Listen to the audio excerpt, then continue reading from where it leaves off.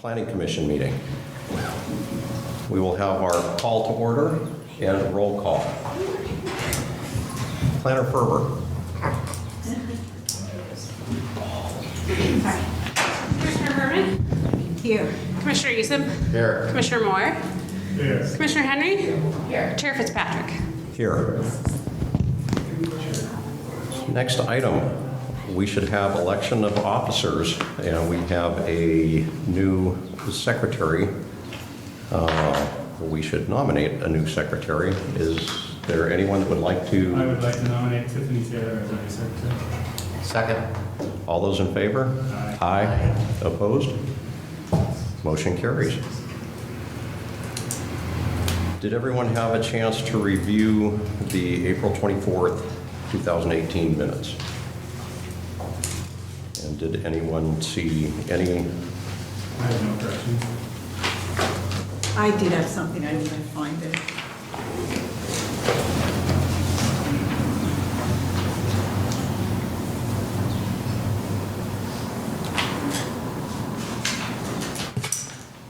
And the chair would recognize Commissioner Herman. Yes. On page 5, about halfway down, after the sentence beginning with President Fitzpatrick, I believe it's the third sentence down, he added that Commissioner Herman had made it clear she was disturbed by his suggestion of broth, etc. I think that was Commissioner Mitchell who said that. I was going to say, I thought I had said Commissioner Mitchell, and if I said Commissioner Herman, my sincere apologies to you for that. No problem. So if the minutes could reflect that I was discussing comments made by Commissioner Mitchell and not by Commissioner Herman. And then, Commissioner Henry, did you have any? So I would also note that Chris Hafker's name, last name was spelled wrong, and it should be Haefker. And I think that was on page 5. Second paragraph, and there was another place where I saw it had also been misspelled. And I apologize, I had it on my laptop, but I didn't have it on my paper copy. I can do the easy spelling edits. It's no problem. Great. Thank you, Planner Ferber. I move we approve the minutes as amended. I'll second that. All those in favor? Aye. Opposed? I abstain. I wasn't here. Fair enough. Okay, I will ask those in the audience and my fellow commissioners to bear with me this evening. The very high pollen has played havoc with my allergies, and I've not slept well, and I haven't been breathing well. So I will do my best to make it through here. The next item on the agenda is a conditional use, and I will read the introductory remarks. The Astoria Planning Commission will handle a matter tonight with a public hearing. The order I'm going to follow for the public hearing is outlined in a handout called Procedures for Conduct of Public Hearings, which is available from staff. Scheduled public hearings are itemized on the agenda. In each case, I will identify the subject, announce when the public hearing is open, and ask anyone interested to testify regarding the matter. If you wish to speak, please be sure to sign the hearing sign-in sheet with staff. You should address your remarks to whether or not the application in question meets the necessary criteria. Significant criteria that apply to each issue are listed in the staff report, which staff has available. If you fail to raise an issue in person or by letter to the Astoria Planning Commission or City Council, an appeal of that issue would not be permitted. Now, it's my understanding that the conditional use application that we have received, the applicant has... So CU 1803 is a conditional use request for a bed and breakfast, but the applicant asked for it to be continued to the next meeting so he can figure out some transportation issues. I did note that there were a couple public comments that were just received tonight, so those haven't been made available to commissioners yet, and there's been no staff report issued yet because it was requested for continuance.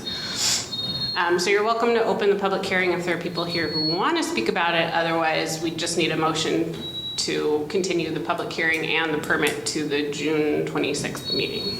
So, thank you, Planner Ferber. Because there may be people in the audience this evening that attended so that they could speak on this application, I will open the public hearing for comments, after which I will ask for a motion to continue the hearing and the permit and recognize the date that the applicant has requested. So, is there anyone here who would speak in favor of the application? And I'm sorry, conditional use CU 18-03 by Trevor Alaine to locate a 3-bedroom bed and breakfast in an existing single-family dwelling at 222 McClure Avenue. And am I the only one that hears a beeping sound? That's you? No, it's you. Oh. It's good feedback, yeah. Sorry about that. That's all right. So is there anyone that would speak in favor of the application? Is there anyone here tonight that would speak impartial to the application? Is there anyone here tonight that would speak against the application? Please step forward. State your name and address for the record. And we would ask that you keep your comments to 3 minutes or less. My name is Donald Clyde. I live at 260 McClure Avenue, which is right next door to the property being requested for the conditional use. He does not have, in his permit, he is showing parking that he doesn't have. He has to cross my property in order for his people. He even has renters there now, but if he had people on a bed and breakfast, they would have to back over my property in order to turn around to leave, which there's an easement on my property which gives him, pardon me, access to his home. So in that respect, I can't see how he could ever get a conditional use permit. And he's, the number of beds he's saying he can have, there's no way you can have parking for that. He's talking about 2 in a garage, 3 outside. I can't see how that would even be safe or feasible. Secondly, the easement that I own the property on, but he has the right to use it, terrible condition, and it's his responsibility to maintain it. He has not. There are some motion-activated lights that shine right into our bedroom, which I'm not very happy about that. Let's see, what else? I think that's all. Okay. Mr. Clyde, we appreciate you coming out this evening to speak to us. Since we don't have an application, it's hard for us to, virtually impossible for us to look and see the areas that you're discussing. If you could attend on the June 26th meeting as well, that would be... Okay, but I guess I have a major objection to that. I don't know what could possibly change between now and then. I mean, we're not going to change the parking issue. Okay. To table it just doesn't seem... Well, again, I'm allowing people to give public comment tonight so that you have the opportunity to There's speak. a gentleman named Mike Morgan was out there. He measured some things off. He agrees that parking is a major issue. Okay. Thank you. Thank you. Are there any other parties that would speak against the application? Hi, my name is Jolene Hoppus, and I live at 111 McClure Avenue, which is directly across the street from the proposed bed and breakfast. So my big concern, well, I have a few, but we live on a dead-end road, and there are not any sidewalks. There are not streetlights at the end of the road. There is, at the end of our street, a trail that the kids use to get through to the high school, and runners use it, and people walking dogs and parents and everything walk along our road a lot. And the bus stop is at the beginning of McClure, which the cross street is 7th, so like coming up from Fultano's. McClure turns off. So the bus doesn't come all the way down to pick those kids up, so they have to walk down the street already to get the bus. And if we allow parking on the road, it's going to narrow the road further. I don't know where all of the kids that are walking, the high school students, the kids catch their bus, the dog walkers and everybody are going to park. You'd have to allow one side of the street parking. Still, that wouldn't fix the situation. So that's a big concern to me.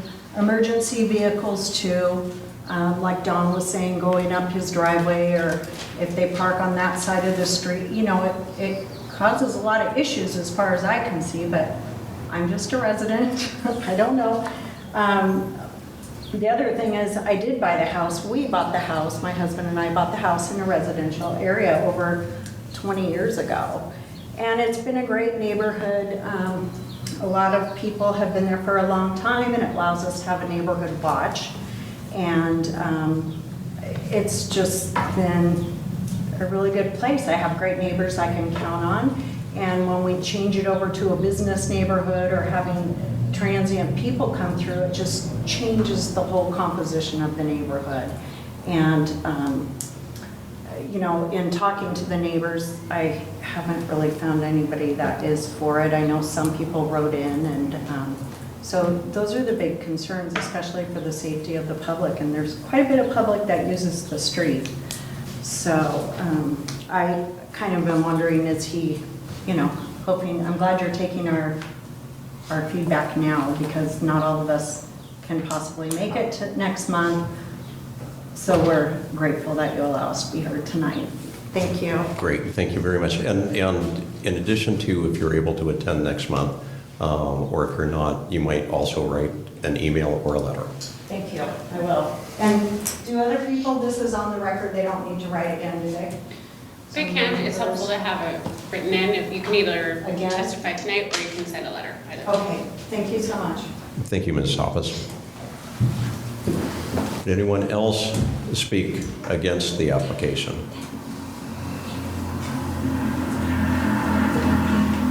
Seeing none, I will close the public hearing I want to keep it open for next time.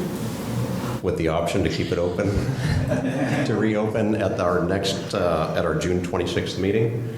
Could we have a motion to continue the hearing, the permit, and state the date? I move we continue the conditional use CU 1803 by Trevor Alaine to locate a 3-bedroom bed and breakfast in an existing single-family dwelling at 222 McClure Avenue to the June 26th meeting, and keep open the public hearing and permit review. 1 second. All those in favor? Aye. Aye. Opposed? Motion carries.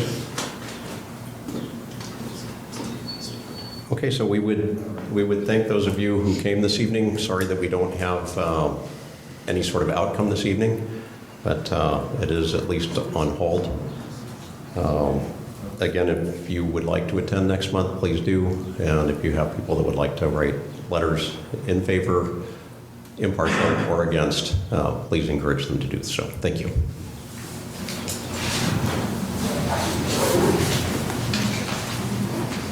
Okay, next item on the agenda is the work session.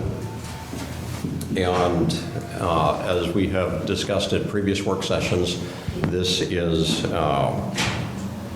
public comment is at the option of the chair.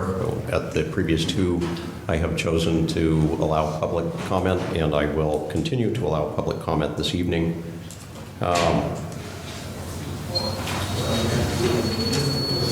Is there, in this case, at our last meeting, there was some concern about discussing after we had spoken rather than before.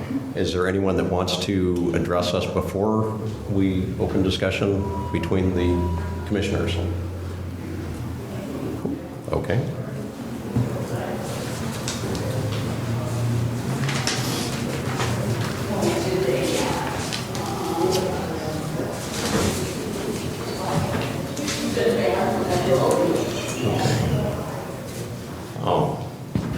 Waiting for people to exit. So at the last meeting I included a memo. We left off with reviewing some of the definitions, some added pieces about buffering with 1,000 feet between warming centers. There's been a map that's been provided by some of the warming center folks, which is very helpful, with current churches and where the zoning is. And I'm sorry I didn't print it in color. And then there were some pending legal questions too, which I'm still working with Blair on to get some final determinations on those. So if we can have either, it's up to you, but if you want to do further discussion on the latest edition, I included Commissioner Moore's language that referenced some of the public health and safety issues in the fire TU, I forget what it's called, T14? TA11. TA11, thank you.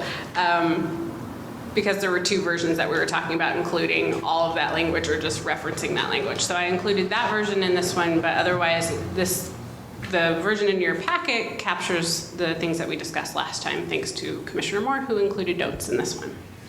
So we're really pending final answers from Blair kind of on the staff end before I would wrap up a formal code amendment and proceed forward with that.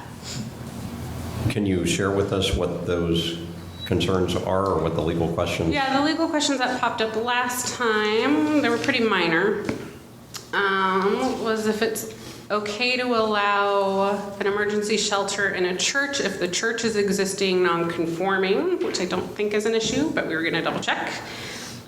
If it's an issue to reference that emergency shelters or how to define them for less than 10 people, I don't know if that's allowed in a residential zone. We don't really want to open a can of worms if we're saying 25 more are okay here, but 10 or less are okay somewhere else if it's not codified somewhere. And these might not be issues, but they're kind of my red flags that Blair will say if they're issues or not. The other one was if minimum distances are allowed, if there's any legal issues with requiring 1,000 feet or X buffer.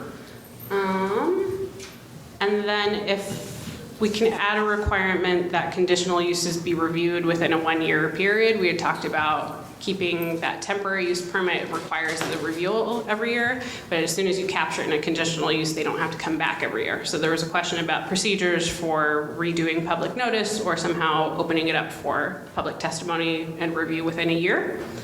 I think that was it. Oh, and a question about if capacity would change density. So just some technical stuff. And I appreciate that.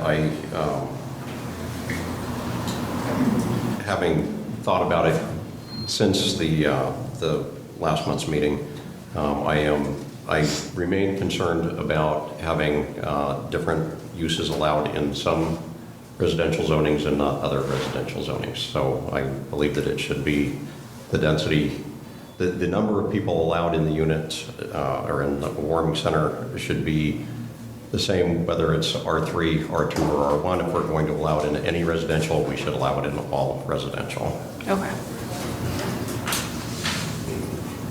Okay, do we have any other comments from commissioners?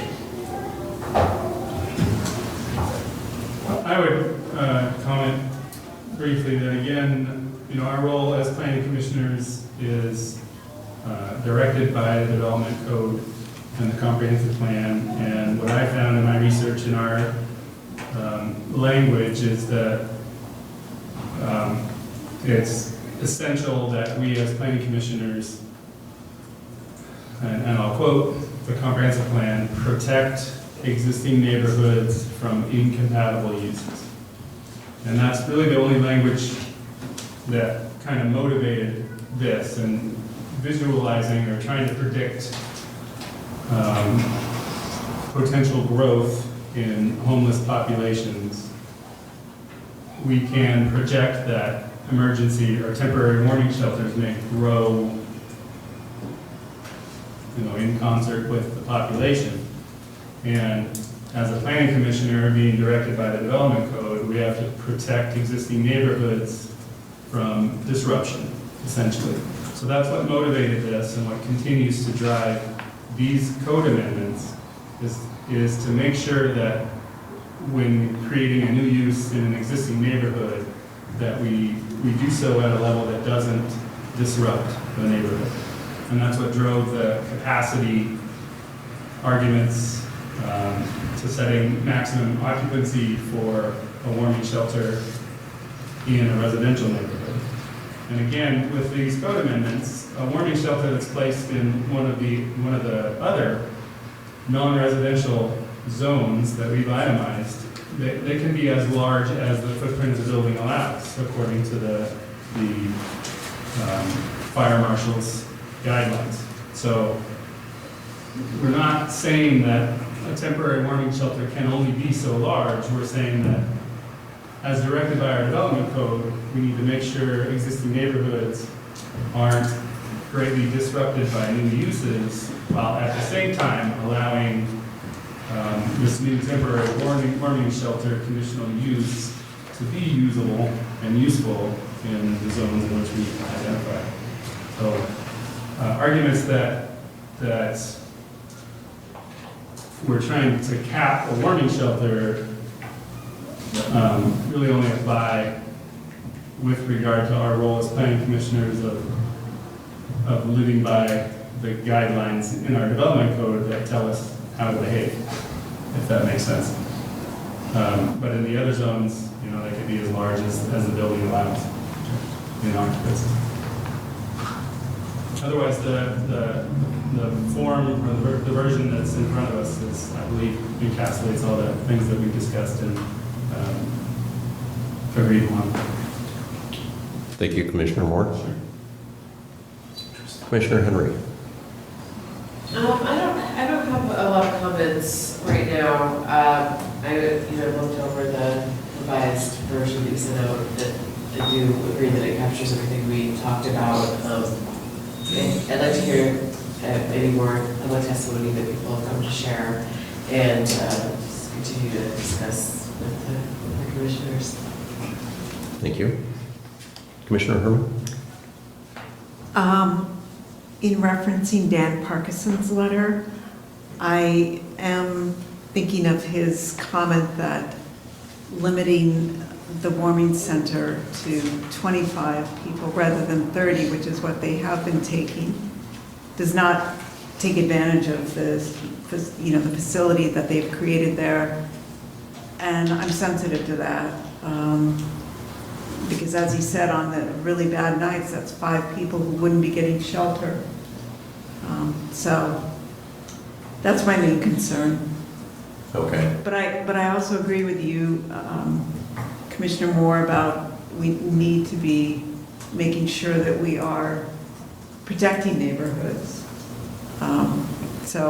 But again, I agree with Dan in his letter that I'm not sure why we need to limit it to 25 when the warming center this past year did show considerable improvement with the good neighbor commitment.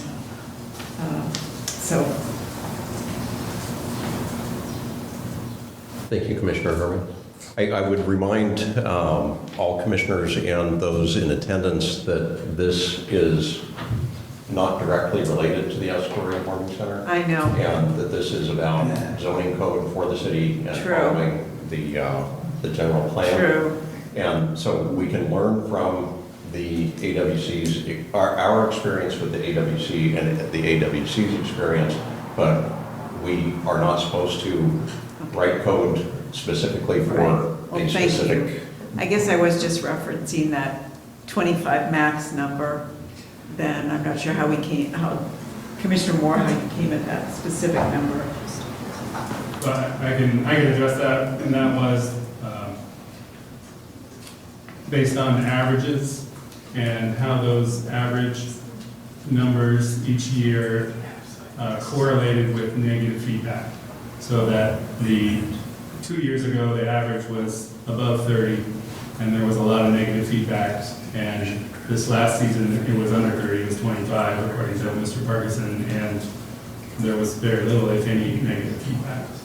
So while that number might be 30, because of the comprehensive plan's direction, I would err on the side of caution to protect the neighborhoods.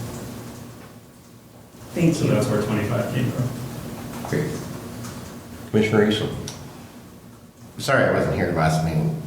In item, on page 2 of the guidelines, in the item 1, it has the residential zones R2 and R3, but it does not have R1. Why is that? R1 wasn't listed because we agreed that 10 was appropriate for R1, and we're not regulating 10 or fewer. If that makes sense. So, But so if somebody in an R1 came and wanting 30, So- 25. And this is something that the city attorney wants to, we want the city attorneys to speak of, and that is the 10 or fewer would not be regulated by this. This would fall under the temporary use, if anything, or the Right. city might not be involved at all. So something larger than 10 would not be allowed in our. How does it state that? Where does it It state that? doesn't allow. This is an allowing document. So conditional use, it's allowed, a regulated temporary warming shelter would be more than 10, and it's allowed in the zones listed in R1 would not be listed. Okay, because it says all other zones, so that's what Well, concerns me. yeah, all of those zones in the bottom, in the zone changes at the very bottom. But we can clarify that, yeah. You make a very good point, Commissioner Eason. It might have said all of their zones, non-residential zones or something to that effect, but it does imply here that you'd have one individual for 35 square feet in R1. Since Yeah. it's Gotcha. Without- So all other zones listed where it's listed as conditional use Okay, is what that should say. that's my only comment. Thank you for clarifying. I do have one other question. If in the R1 zone, somebody could have a shelter with 10 or fewer people, is that correct? This document would not try to regulate that. But the Okay. city could choose Okay, to regulate it however they want. all right. Which is currently how the AWC, for example, operates, is the city chose to have them come here and ask for a temporary use permit. Okay.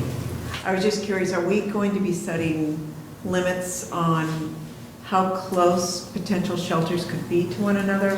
That is in the document. Yeah, Yeah. right. Well, I'm just thinking in the R1 zone, I guess we're not even touching that, so I won't go there then. And I would remind you that it was Mr. Parkinson that suggested the 1,000-foot buffer. Right, thank you. Any other comments from commissioners? So I guess I don't have to open public hearing, but we will allow public comment. We would ask that anyone that would like to speak would step up to the microphone, state your name and address, and then keep your comments to under 3 minutes.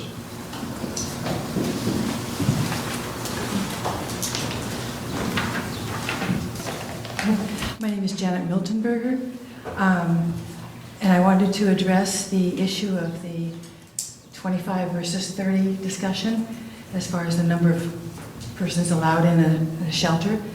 I understand the logic of Commissioner Moore's suggestion of 25, but I just want to point out that the average of 25, 23, 25, whatever it was, versus the average of 30 between 2 different years was not the only difference between those 2 years. Many other things were changed between the winter of 2016-17 and the winter of 2017-18. The AWC went through the whole process of extensive public meetings and input, and through that process developed the Good Neighbor Commitment. We implemented many changes to minimize our impact on the neighborhood. Everything from a stricter exclusion policy to actively discouraging people from arriving at the center early so that they wouldn't be congregating outside and making noise, supervising smoke breaks. There's a whole list of things in that Good Neighbor Commitment, all of which have been implemented. And those changes, I believe, are very strong factors in the the difference that was noted in the impact on the neighborhood between those 2 years. So the number of people there was not the only factor that caused less negative impact this last year compared to the year before. Thank you, Mrs. Miltenberger. That you're coming up and speaking reminds me that there is a church across the street from your home Yes. that wasn't listed on the map here. Oh, I didn't look at the map that carefully. Would anybody else like to address?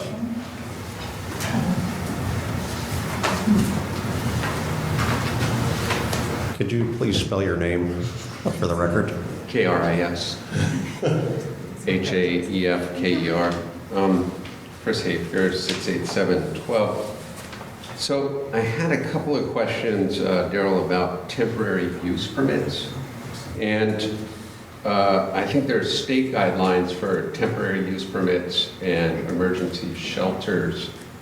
And do those guidelines trump the guidelines that we have at a city level? So we would refer any questions to staff, so that would go to Planner Ferber. I have to look into it. Okay, so I think if you can get a temporary use for an emergency shelter, and that trumps all the city zoning guidelines. So I think that would be interesting to look into. So if that's the case, then a shelter could be placed in an R1, an R2, and an R3. So that might be interesting to clarify, because I know that they're opening shelters in Portland in various neighborhoods with, different zoning.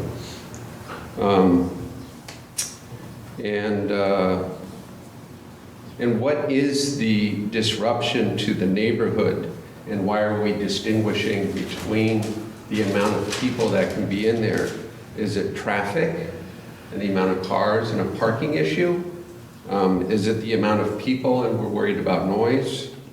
Is it the type of people? Because I don't think we can actually base a decision on that.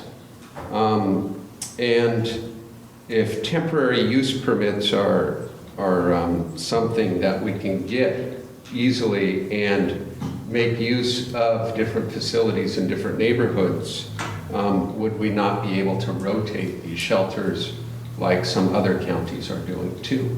So that the community as a whole is accepting the burden and the responsibility of our homeless.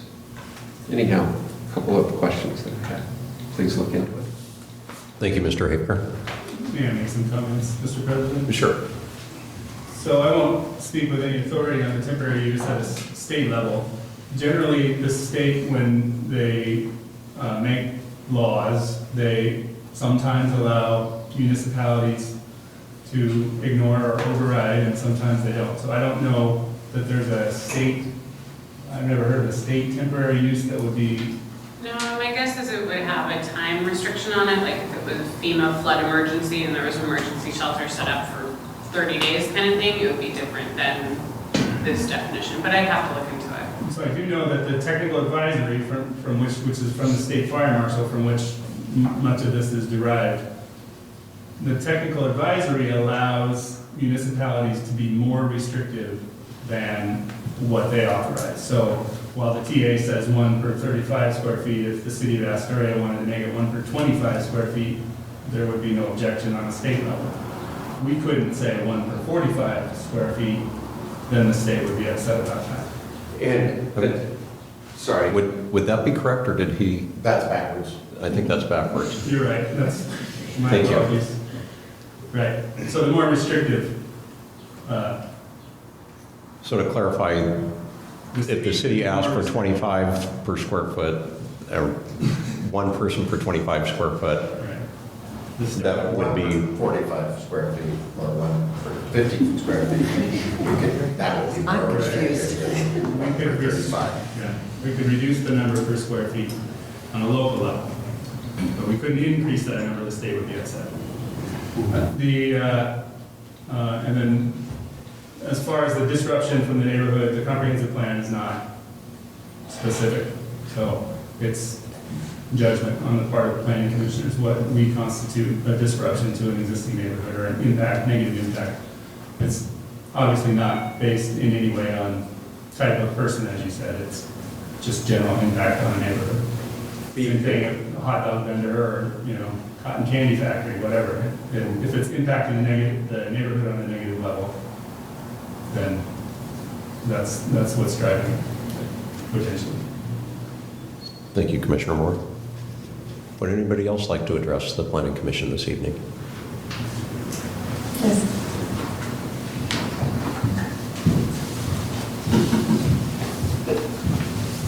If you could state your name and address for the record and keep your comments to 3 minutes or less.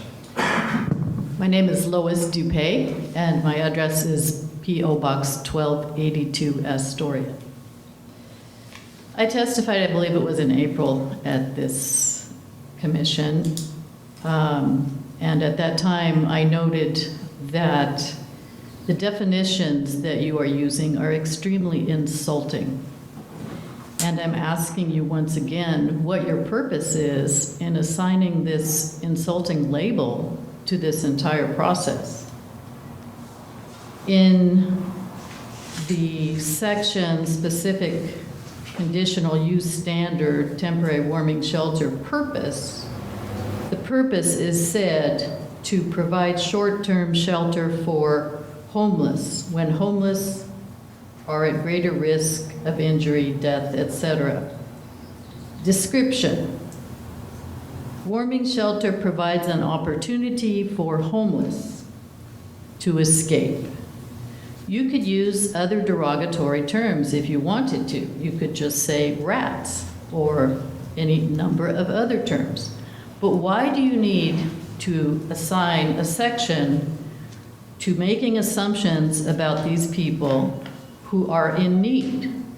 Their lifestyle may not be like yours, but that doesn't mean that you can say that they are sleeping in a manner not consistent with being human beings. If you need to call them something, call them rats and be honest about your attitudes. Why do you have to use this label? Homeless people don't like the label homeless. Many of them are not homeless. They are individuals in need. Why not just use the sentence, those in need of shelter? Period. Thank you.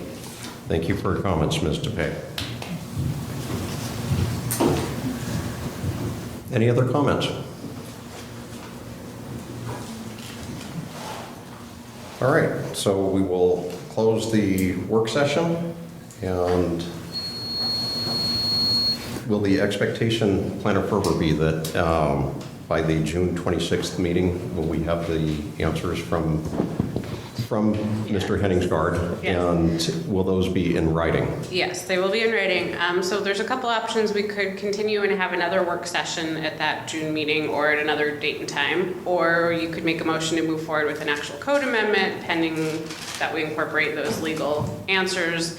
And at that point, you can still tinker with the language too. It would just be in the form of an actual amendment, and then from there it would go to council. So at some point, we'll recommend language to city council, but you can still address issues if they come up and still open it up for public testimony.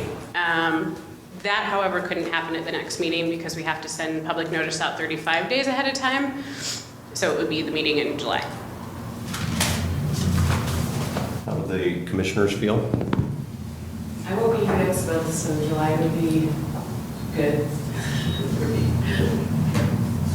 Well, I think we have two questions. The one being, do we recommend? Yeah, one is if you want to have another work session or wait for answers for these legal issues or change some language or address anything that's come up tonight, or just move forward with a motion to direct staff to put this into code language and move forward with a code amendment. So Commissioner Henry, would you like to? Sure, yeah. So I was hoping to have some of the legal questions answered. That being said, that would be my only hesitancy in making a motion today. Mr. Moore? I'm confident that the legal questions won't be a huge hurdle for us, so I'm comfortable making a motion today, and addressing any minor issues in the next. Commissioner Herman? I would like to do a bit of editing of the language based on what Diane, is it? Lois, I'm sorry. What Lois said, I don't think it would be difficult to edit that, but I'm wondering, is it appropriate if I ask, what term would you use instead of homeless? Well, I understand what you're saying. I'm sorry that Ms. Dupay feels that homeless is a derogatory term. I don't know that it necessarily needs to be. I think a person could choose to find it derogatory or not. But I agree that we might say people in need, because the original intention of the Astoria Warming Center before season 1 was to provide a temporary shelter to the people who, quoting the person, those few in Astoria who might need a place, and we were told that there might be people whose heat had been turned off for whatever reason, and needed a place to stay warm when it was freezing outside. So I would be in favor of changing the language, but I don't like the idea that someone would come and suggest that wording is inappropriate or derogatory when it isn't necessarily. Well, I would object to that because. The public comment session is closed. I Thank was you. asked a question by this lady. If you were. The public comment session is closed, Ms. Dupay. Okay, So changing language, are you comfortable with doing something tonight, or would you prefer to have another work session? I don't know that we need to have another work session. Okay, thank you. I don't think it would take that long. Thank you.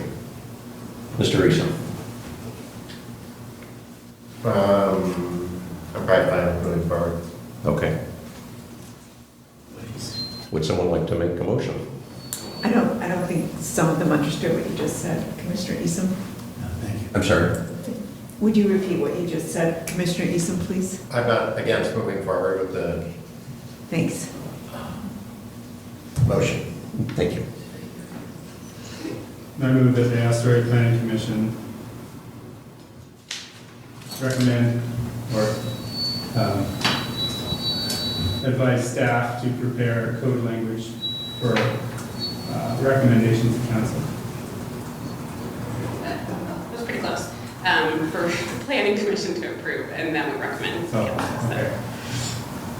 Should I correct that? I move that the planning commission direct staff to prepare code language to bring back to planning commission for approval and recommendation to council for adoption regarding the temporary warming shelter code language.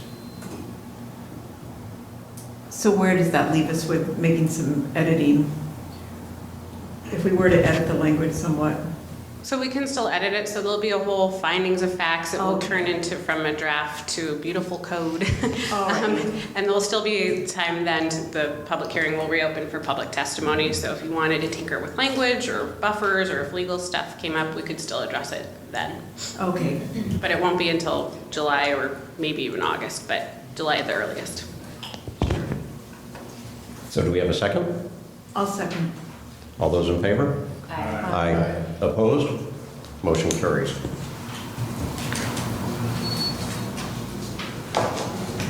Reports of officers. Commissioner Henry? Nothing for me. Commissioner Moore? I'd like to thank the planning commission for their work on these code amendments. Again, just to clarify, the language that was used in that document, a lot of it was extracted from existing language in other jurisdictions, including the definitions that came straight out of Oregon City's code language. So any presumption that it contains personal bias on behalf of any one of us is completely false. Slightly offensive. Thank you. That's all. I find it very offensive personally. We're not referring to people as rats or anything else. It's standard language in this state that people are using. So why we have to sit here and create new language for something that's already on books, I find a little ridiculous. How do you know they're homeless? Have you interviewed all of Commissioner them? Herman. I didn't mean to suggest, I didn't mean to offend either of you or to suggest that you were biased in that way, but I do, as a former English teacher and as a writer, words carry a lot of weight, and there's a lot of language that is not what I would like, so it doesn't mean it can't be improved. I agree. Yeah, I think the definitions of homeless individual, homeless person, homeless family, I think it's pretty good. I don't think it's insensitive, and I know there are other terms that might be preferred nowadays. There's also something to be said for the conventional language that the rest of the state is using. I think we could improve upon it a little bit, just to open it up to a slightly broader classification of people. But other than that, I think we can do that tinkering with the code language, with the code languages presented to us, as mentioned. I think it's really close. I mean, I appreciate the input, and it's good input. I certainly don't think that the definition of homeless individual, homeless person, or homeless family is dehumanizing or makes people seem like they're rats. Thank you. Okay, any other reports of officers? New business. I did want to welcome Tiffany Taylor. She just started last week, and she will join us at some meetings, so you can say hi, but you can be expecting to get emails and packets from her, so make sure to say hi next time you're at City Hall. We're happy to have her. Great. And any status reports? No. All right. Public comment, non-agenda items. Would anyone like to address us for any items that were not on tonight's agenda? Seeing none, we will adjourn.